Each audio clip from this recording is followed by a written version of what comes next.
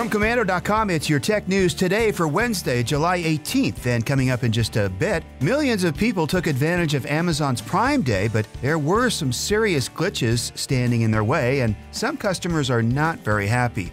Plus, a Florida man has been jailed for 6 months for refusing to unlock his iPhone so police could search it. And there's been a massive recall on certain blood pressure medications that may be endangering the lives of those who take it. That and more today in Tech News Today from the world of Kim Komando. We start with some rare bad news for Amazon. As you know, Prime Day kicked off on Monday and went for a total of 36 hours. Did you get the Instant Pot you've been wanting? Well, if you tried to buy it during the first hour of the sale, you most likely were shut out. That's because Amazon's site couldn't handle all the customers' traffic and crashed hard. Most shoppers got an annoying 404 error message when trying to make purchases. Eventually, the site started to work, but not without more glitches. Some links on the main Amazon page that were promoting Prime Day went nowhere, taking customers right back to the home page. Other customers reported problems trying to add items to their cart, and some shopping carts would go completely empty when trying to add or remove other products. This didn't sit well with some people. The angry masses took to social media to vent their frustrations and threatened to cancel their Prime memberships. Site glitches were just the beginning of Amazon's nightmare. Now, its delivery driver software called Amazon Flex is experiencing some major technical issues. Many drivers across the country are reporting that they are not able to sign into the Flex app, which is used to keep track of packages as well as GPS functions to tell them where to deliver those packages. Can you imagine the outrage that will ensue if Amazon can't deliver on its speedy delivery promise?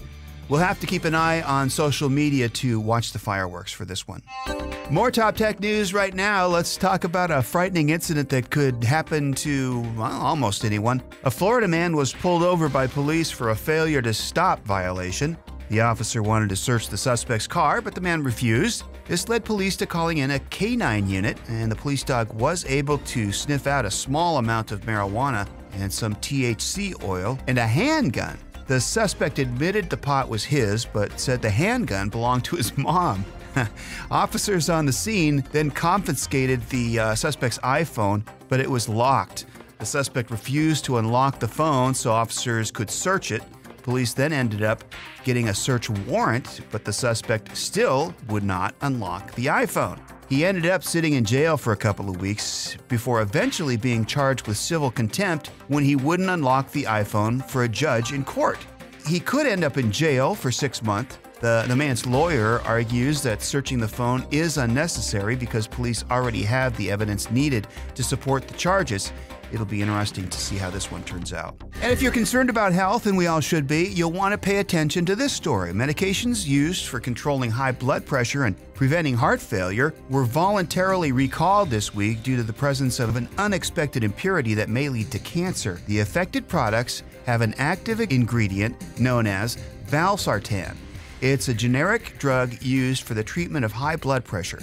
The reason for the recall is its impacted medications may have traces of a possible carcinogen known as NDMA. It's an organic chemical used for a variety of products, including liquid rocket fuel and lubricants. But research shows that it can cause tumors in the liver, kidneys, and respiratory tract. The FDA recently announced the recall of valsartan tablets and valsartan HCTZ tablets. The FDA said, and I quote, "We have carefully assessed the valsartan-containing medication sold in the U.S. and found out that the valsartan sold by specific companies does not meet our safety standards," unquote. So this is why they've asked these companies to take immediate action to protect patients. If you know someone who is taking any of these medications, you should inform them immediately. And for more details on the recall, visit Komando.com and search valsartan, which is VALSARTAN. And speaking of health, I don't think you're going to like what's going on here. You know about those data brokers that gather as much information about you as possible? They aggregate the data from a variety of sources, including public records, social media, the census, and more, and then they can sell it to other businesses so they can provide you with targeted ads, among other things. Well, apparently the health insurance industry is teaming up with data brokers to find out as many personal details about millions of Americans as it can. Yes, the insurance industry. They're tracking people's race, marital status, TV habits, social media activity, tons of other information. Then they're going to use an algorithm to analyze the data to generate predictions about health. According to NPR, those predictions could be used to raise your health insurance rates. Insurance companies claim health predictions are only being used to guide at-risk patients to get help. But do you really believe that? We've heard it before. We've heard it with Facebook and many other companies. It's not a far-fetched idea that these companies are using data like this to hike rates. It's not just a money issue at stake here either. There's a loss of privacy in play, and this could break the federally mandated patient privacy policy. Much of this lifestyle data is not verified per individual and too generic really to take seriously. It could lead to false assumptions about clients and result in overpriced insurance plans. You might want to think twice before posting that death by chocolate cake picture on Facebook next time you have a slice of cake. Or really, anytime you download an app. So more and more folks are cutting the cable and watching streaming TV, and that's why more and more of these companies have been announcing price increases soon. There go the no-cable savings, but Netflix faces a new challenge. Not as many are signing up as they had hoped for. Now, that doesn't mean that people are leaving Netflix. In fact, almost 700,000 more people in the United States signed up last quarter. But for Netflix, it's kind of bad news anyway, because the company was expecting twice as many worldwide. They were expecting 6 million new subscribers and only got 5 million. You would think that's plenty, but the announcement hit the company square in the wallet as Netflix lost some stock value. So what's driving the lower gains? Experts are split on that question, saying maybe it's the higher prices or uninspiring new programs, or maybe it's just a glitch. So, what does it look like long-term for Netflix and other streaming companies? Some stock experts think that Netflix's past growth every quarter cannot last and that at some point it has to end. This might be it. On the security front, there's another data breach that goes back a few years causing havoc. ZDNet was sent a text by a security researcher with evidence of the breach. The file contains thousands of credentials for accounts linked to a New Zealand-based file storage service called Mega. Stolen data consists of over 15,000 usernames, passwords, and file names from accounts that had been hacked. After analyzing the data, the researcher discovered that the data wasn't actually stolen from Mega. Instead, it was a collection of information that was taken from previous data breaches dating back to 2013.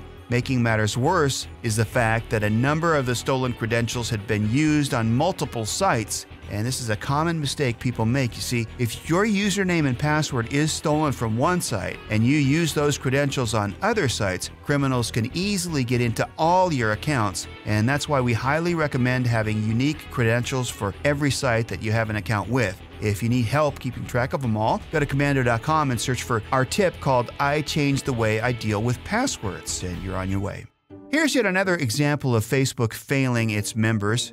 A documentary recently aired in England on Channel 4 that showed how Facebook employees are trained to leave offensive content on its site. A British journalist went undercover as an employee for CPL Resources, which is a content moderation contractor that's worked with Facebook for years, and he discovered the shocking behavior. The reporter went through CPL Resources training program that teaches them what content is appropriate to say on Facebook and what should be taken down.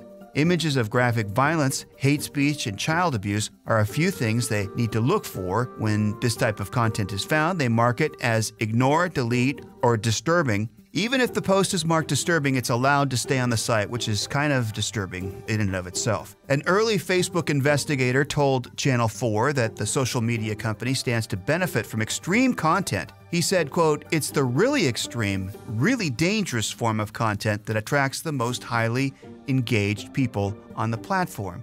Facebook understood that, and it was desirable to have people spend more time on their site if you're going to have an advertising-based business, end quote. This theory was confirmed later by a CPL Resources staff member. They said employees are trained that if you censor too much content, people lose interest, and it's all about making money. After all of Facebook's discretions we've learned about this year, we shouldn't be too surprised that this type of nonsense is still going on. Finally, for today's Komando Kicker, a restaurant in Chicago recently attempted to create the world's longest Italian beef sandwich, measuring about 109 feet. If anyone could do it, it would be in Chicago. In order to create this monstrous hero, Bona Beef had to cook up 75 pounds of meat and put it on 109 feet of bread. They contracted volunteers from the neighborhood to assemble a sandwich, including topping it with sweet peppers. The restaurant is waiting for official word on if it actually broke the world record. And for more fun and interesting facts, go to Komando.com and search for Komando Kicker. And that's our tech news today, and special thanks to our partners at Udemy.